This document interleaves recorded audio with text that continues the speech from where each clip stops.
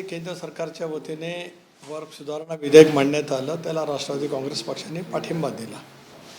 आपण जर का पाहिलं तर अल्पसंख्याक खात्याचे मंत्री किरणजी यांनी विस्तृतपणाने बिलाचा हेतू विषद त्या ठिकाणी केला आणि त्याचबरोबर ते देशाचे कणखर गृहमंत्री आदरणीय अमित शाह साहेबांनी सुमारे एक तासभर सविस्तरपणाने भाषण त्या ठिकाणी करत या संदर्भामध्ये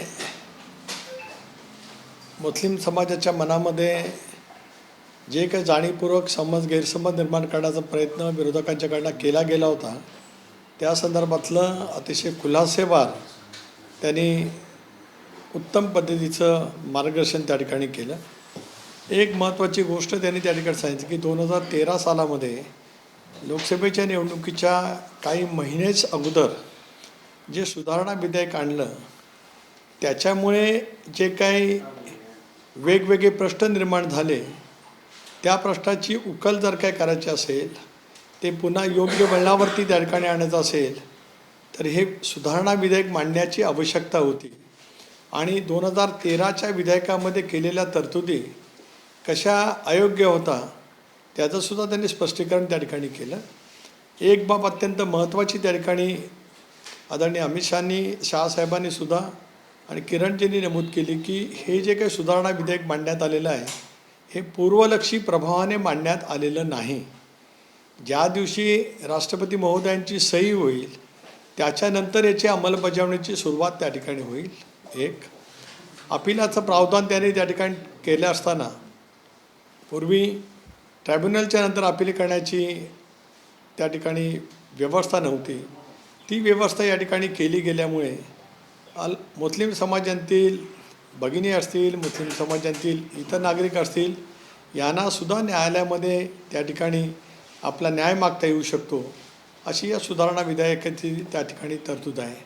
आणि एकंदरीत जे वारंवार त्यांनी सांगण्याचा प्रयत्न केला की आणि ते निश्चितपणाने समजून घेण्यासारखं होतं की याचा लाभ देशभरातल्या गरीब असलेल्या मुस्लिम समाजाच्या उन्नतीसाठी मोठ्या प्रमाणावरती करता येऊ शकतो। उत्पन्नामध्ये भरीव पद्धतीची वाढ करत मुस्लिम समाजासाठी ज्या काय पायाभूत सुविधा द्यायच्या आहेत ते देण्यासंदर्भातली तरतूद या सगळ्या याच्यामध्ये केली असल्यामुळे त्याचा फायदा मुस्लिम समाजाला त्या ठिकाणी होऊ शकतो असं त्या ठिकाणी सांगितलं। राष्ट्रवादी काँग्रेस पक्षाने काल बिलाला पाठिंबा दिला, त्या बिलाच्या बाजूनेच मतदान मी त्या ठिकाणी केलेलं आहे। प्रश्न असा आहे की विरोधक म्हणतात की सुनील तटकरे यासाठी बोलले नाही की त्यांना वाटतं की मुस्लिम मतदार त्याची नाराज, याला जोडून तुम्हाला बोलण्याची संधी का देण्यात आली नाही? मग एक असं आहे की आपण एक समजून घेऊ शकता विधेयकाच्या बाजूने मतदान केल्याच्या नंतर विधेयकाला समर्थन केलंच त्याच्यामुळे बोलल्याने समर्थन होतं अशातला काय भाग नाही। बोलून मतदान केलं नसतं तर त्याच्यामध्ये प्रश्न निर्माण झाला असता।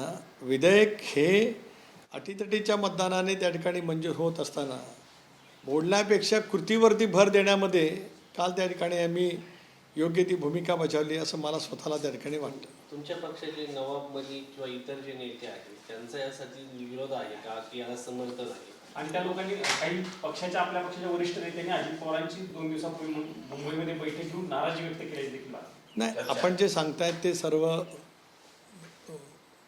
चुकीच्या बातमींच्यावरती आहे। दर मंगळवारी देवगिरी बंगल्यावरती राष्ट्रवादी काँग्रेस पक्षाच्या विधिमंडळ पक्षाची बैठक होत असते, आमदारही त्या ठिकाणी असतात, नवाब मलिकसुद्धा त्या ठिकाणी होते आणि या विधेयकातल्या तरतुदी बाबतीमध्ये त्याने त्या ठिकाणी सांगितलेलं होतं।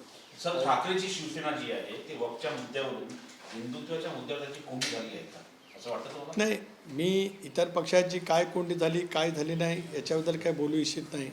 काल आपण पाहिलं तर आम्ही जसे सेक्युलर विचाराचे आहोत तसंच आपण जर का पाहिलं तर काल JDUचे नेते आपले मंत्री राजू लल्लन सिंग यांनी अतिशय प्रखरतेने भूमिका त्या ठिकाणी मांडली। चंद्रबाबू नायडूंच्या पक्षाच्या खासदारांनी सुद्धा भूमिका त्या ठिकाणी मांडली, त्यांनी समर्थन दिलं। चिराग पासवान यांचासुद्धा पक्ष त्या ठिकाणी आहे, त्यांनीसुद्धा त्या ठिकाणी समर्थन दिलं आहे। नंतर मांझी त्या ठिकाणी होते, त्यामुळे सर्वांनीच जे सेक्युलर पार्टी आहेत तर सर्वांनी त्या ठिकाणी समर्थन दिलेलं आहे।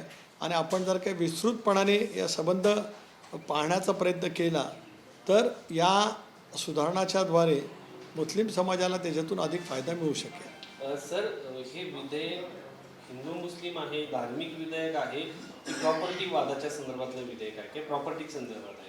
कारण काही पक्ष म्हणतात की हे धार्मिक प्रश्नाच्या संदर्भात आहे, काही म्हणतात की हे प्रॉपर्टीच्या संदर्भात. तुमचं काय मत आहे, प्रॉपर्टी का धार्मिक? मला असं वाटतं काल अमित भाईंचं भाषण आपण ऐकल्याच्यानंतर त्याच्यातली स्पष्टता त्याच्यातून येते. हे धार्मिक नाही. हे जे काय वक्फ म्हणून जे काय दान देत दिलं जात असतं त्याच्यामध्ये अधिक वास्तवता यावी आणि त्याच्यातून छाननी करून तशापैकी निर्णय त्या ठिकाणी घेतले जावेत. 2013 सालामध्ये घाईगर्दीने जे काही बिल पारित करण्यात आलेलं होतं त्यावेळेला UPAचं सरकार असताना त्याच्यामुळे हे सुधारणा विधेयक मांडण्याची आवश्यकता भासली असं वारंवार केंद्रीय गृहमंत्री अमित शाह साहेबांनी त्या ठिकाणी स्पष्ट केलेलं आहे. धन्यवाद.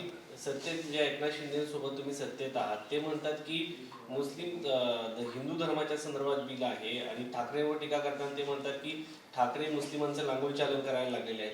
म्हणजे तुम्ही सत्तेत त्यांच्यासोबत आहे, ते म्हणतात की धार्मिक आहे, तुम्ही म्हणतात की नाही, कोणी काय बोलावं हा प्रत्येकाचा प्रश्न आहे. मला माहीत नाही की शिंदेसाहेबांच्या शिवसेनेकडनं या पद्धतीचं कोणी काय वक्तव्य केलं, कारण श्रीकांत शिंदेनी सभागृहामध्ये त्यांची भूमिका मांडली. शेवटी प्रत्येकजण या संबंध विधेयकाच्या संदर्भामध्ये आपलं जे काही मत असेल किंवा ज्याला आपण इंग्रजीमध्ये इंटरप्रिटेशन असं म्हणतो ते प्रत्येकजण त्या ठिकाणी करत असतो. धन्यवाद. सर, एक छोटा प्रश्न आहे. सर, छोटा प्रश्न. पुण्यामध्ये तुमच्या पक्ष गटाच्या माजी अध्यक्ष आहेत शंतनू कुकडे, त्या पदाधिकाऱ्यावर बलात्काराचा गुन्हा दाखल करण्यात आलेला आहे पुण्यामध्ये. नाही, माझ्याकडे याची माहिती नाही, कारण रात्री 4 वाजेपर्यंत सभागृह त्या ठिकाणी चालू होतं. माहिती नक्की घेईन आणि जर काय राष्ट्रवादी काँग्रेस पक्षाचा पदाधिकारी असेल तर त्याच्यावरती कारवाई निश्चितपणाने केली जाईल. पोलिसांनी सुद्धा या गोष्टीचा तपास सखोलपणाने करून संबंधितांच्यावरती कडक कारवाई करावी अशी राष्ट्रवादी काँग्रेस पक्षाची भूमिका आहे. छत्रपती शिवाजी महाराजांच्याबद्दल गेल्या अनेक दिवसांपासून ते हिंदुत्ववादी आहेत असंच एक चित्र भाजपकडून वर्तवलं जात होतं. पण नितीन गडकरींनी म्हटलंय की छत्रपती शिवाजी महाराज हे 100% सेक्युलर होते, त्यांच्या सैन्यांमध्ये मुस्लिम सैनिक देखील होते. नाही, छत्रपती शिवरायांचा जाज्वल्य इतिहास संबंध देशभाषेंच्या समोर आहे. आपण पाहिलं की छत्रपती शिवरायांनी हिंदवी स्वराज्याची स्थापना केली आणि ती स्थापना करत असताना 18 पगड जाती, 12 बलुतेदार, सर्व धर्मियांना सोबत घेत छत्रपती शिवरायांनी हिंदवी स्वराज्याची स्थापना केली. हा शौर्याचा इतिहास संबंध देशभरातील देशाच्या बाहेरील शिवप्रेमी नागरिकांना निश्चितपणाने ज्ञात त्या ठिकाणी आहे.